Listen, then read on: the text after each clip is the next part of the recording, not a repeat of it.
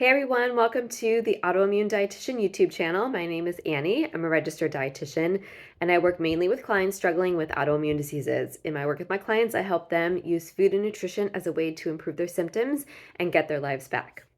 So, inflammation is such a buzzword these days, and while inflammation is normal amounts is actually great for your body, too much inflammation can be harmful. This is when inflammation becomes chronic.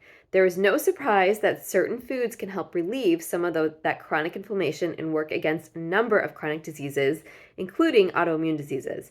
So the big question is, do anti-inflammatory diets work? So there's no one right way to eat when you are trying to fight inflammation. Several eating patterns or diets have been shown to be beneficial in reducing inflammation. Some of these eating patterns include the Mediterranean diet, which focuses on olive oil, fish and seafood, whole grains, fruits and vegetables, legumes, and nuts. The paleo diet, which is very well known within the autoimmune community. This includes fruits, vegetables, eggs, nuts, and seeds, and all animal proteins. The Japanese or washoku diet, which is soy-derived products, fish, fruits, and vegetables, and uses umami as a way to improve flavor but reduce the amount of sugar and other additives to their food. And then the autoimmune protocol or AIP, which is a very strict version of paleo. And it's not really a diet, it's more of an elimination diet where you're supposed to add things back in after you've taken them out for a long period of time. It's very similar to paleo, except it also excludes nuts, seeds, and eggs. So all of these diets have been studied extensively and show improvements in inflammatory markers. And in some of these studies, gut microbiome composition improved, and other health markers like triglycerides are also positively affected. So all of these eating patterns prioritize specific compounds in foods that help fight inflammation. So some of these compounds include omega-3 fatty acids, which are primarily found in seafood. These essential fatty acids are broken down in the body. As they are metabolized, they form bioactive compounds that help resolve inflammation. Metabolites also regulate the immune system to support the resolution of inflammation. And again, you find that in seafood, which is what included in basically all of those eating patterns that I mentioned above. Then there's phenolic compounds. So phenolic compounds are found in plants. These molecules are powerful antioxidants that help to sequester free radicals to prevent oxidative stress. They also stop pro-inflammatory mediators from taking action in the body. So there's a lot of different compounds that kind of fall under the umbrella of the phenolic compounds. Some of these, which you might know, include things like phenolic acid, flavonoids, tannins, quinones, curcuminoids, and lignans. And then the last one I'll mention are sulforaphanes. This is one of my favorite ones. It's found in broccoli and other cruciferous vegetables.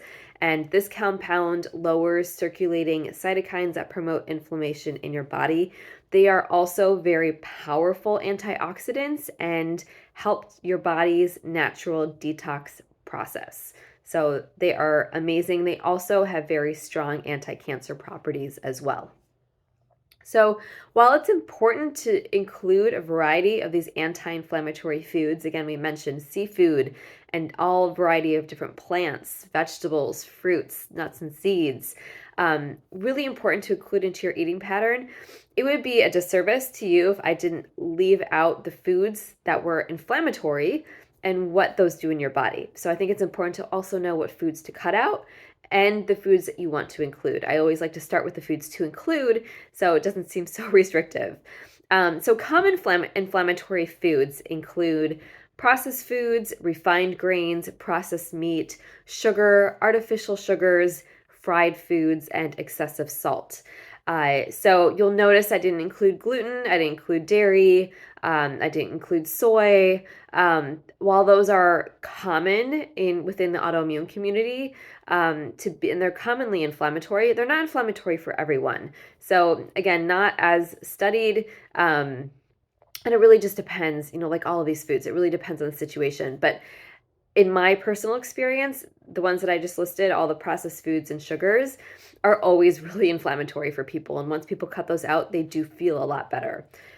So I'm going to kind of go through a couple of these and just explain what they do in your body and why they are inflammatory. And starting with fried foods. So fried foods produce something called advanced glycation end products, or AGEs. And these form in foods when they're cooked at very high temperatures by way of either frying, roasting, or broiling. Now, obviously, we can make very healthy foods by roasting and broiling, but again, the really high temperatures create this process of browning foods, or a Maillard reaction, if you've heard about that.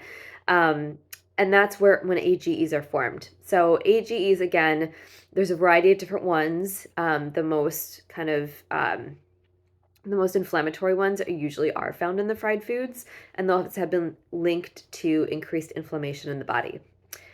Now, sugar. So excessive sugar intake is linked to low-grade chronic inflammation, neuroinflammation, and autoimmune diseases.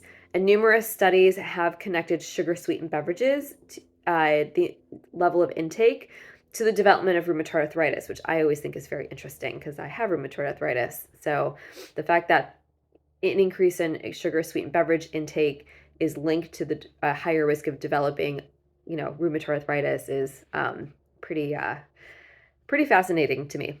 And then artificial sugars. So while these sugars have been promoted in the past to help keep blood sugar stable and reduce the chance of weight gain, recent research has actually found otherwise. I have had pretty interesting conversations with people about trying to limit the amount of artificial sugars in their diet, and I've had lots of pushback, but I'm really glad this research is now coming out because it just verifies the point that you really should just reduce anything kind of very sweet in your diet. And they can be harmful. So one study found that a majority of the artificial sugars on the market affect the gut microbiome composition. And we all know how important the gut microbiome composition is to inflammation. And it can skew the balance of your gut microbiome to more inflammatory bacteria, which is not good. So that was kind of an interesting study. So bottom line, anti-inflammatory diets do work. Most of them that have been studied include these great beneficial compounds that help fight inflammation. And that is what makes anti-inflammatory diets so effective. The key here is getting lots of variety of different foods and eating high quality, proteins, produce, vegetables, to the amount that you can afford, obviously. But combining anti-inflammatory foods and lowering the amount of inflammatory foods that you consume is really the golden ticket to improving your inflammation. So you don't have to cut out everything if you're not comfortable doing that, but just making that shift to, prioritize like the anti-inflammatory foods and less priority on the inflammatory foods, I bet you will see a difference in how you feel. So if you would like more help managing your autoimmune disease or inflammation, I would love to talk with you to learn more about your goals and to see if we are a good fit for each other. So you can go to the link in my YouTube profile. There should be a link to book a free discovery call. You can also do that through my website, annierubin.com. While you're at my website, I've got lots of great free downloadable materials to help get you started on your anti-inflammatory journey. And again, I have a very extensive blog and very extensive YouTube directory or of compilation of videos to help you as well. And if you enjoyed this video, please hit the little subscribe button. These come out about every week or so. I'm just happy to share what I know to help you feel better and get your life back if you're living with an autoimmune disease. So thank you so much for joining me, and I will see you next time.